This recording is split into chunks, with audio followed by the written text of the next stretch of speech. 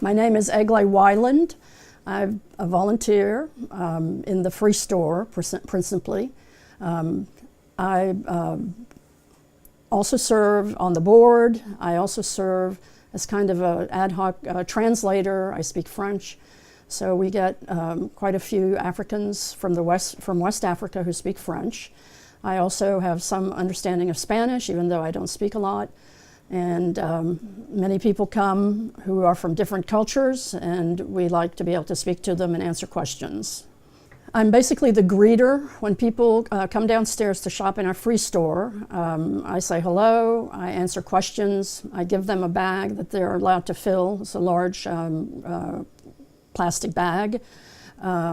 We direct people to different areas. I also help put out all the donations that we get. So it's quite busy. We have a small space, and you make sure people know what's going on, answer questions, help people carry things from the downstairs to the upstairs. Our board is basically a working board. All the members are actually volunteers. Many of us have been here, 10 years, 8 years, 9 years, and some less. So we make decisions on whatever comes up. It just varies from meeting to meeting. It can be issues with volunteers. It can be ways to make the food kitchen more efficient, the food pantry more efficient. There's always in 10 years there have been changes that we've had to institute, and so that's what we talk about. It's interesting for people to know that we serve people from lots of different countries. We have many Hispanics, but they don't all come from Mexico. There are a lot of them that come from Central America now. We are getting more and more Africans from West Africa mostly, but we have a lot of Liberians. We have people from Ghana, from Cameroon, from Burkina Faso. So quite a few West Africans. We're seeing just recently some Syrian refugees.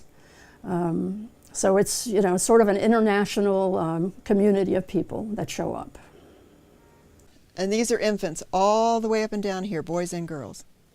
Below you'll find shoes for adult women. And then I have maternity clothes at the very end. And then we have the usual assortment of sizes. Coats, skirts, things for work. Things for having fun in, nightwear. I'm starting to get now the boots, scarves, gloves, all those things we have to depend on people donating to us. They're very, very essential. And I go all the way up to 3X in size.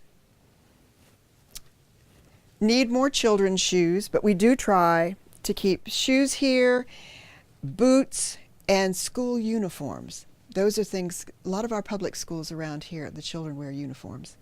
And then you come into the men.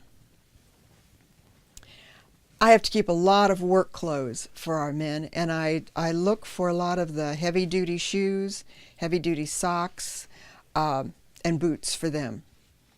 We need space, or nothing else can happen. We share our building as is with other programs, which we want to do. We invited those programs in, because you can't just feed somebody. You have to give them a means of improving themselves, and that's what our English language classes are for. That's what we want GED for, what job readiness and job placement is for.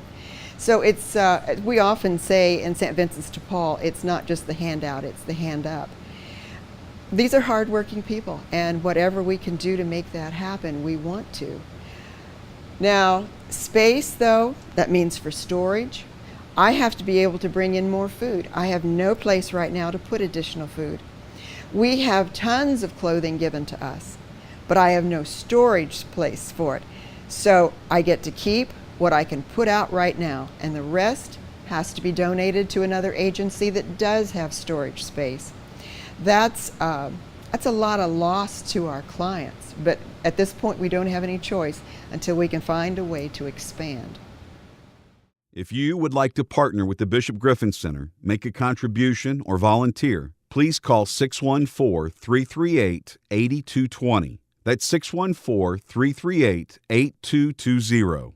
The Bishop Griffen Center is a 501c3 nonprofit as determined by the IRS. Contributions to the Bishop Griffen Center are tax deductible under Section 170 of the Internal Revenue Code.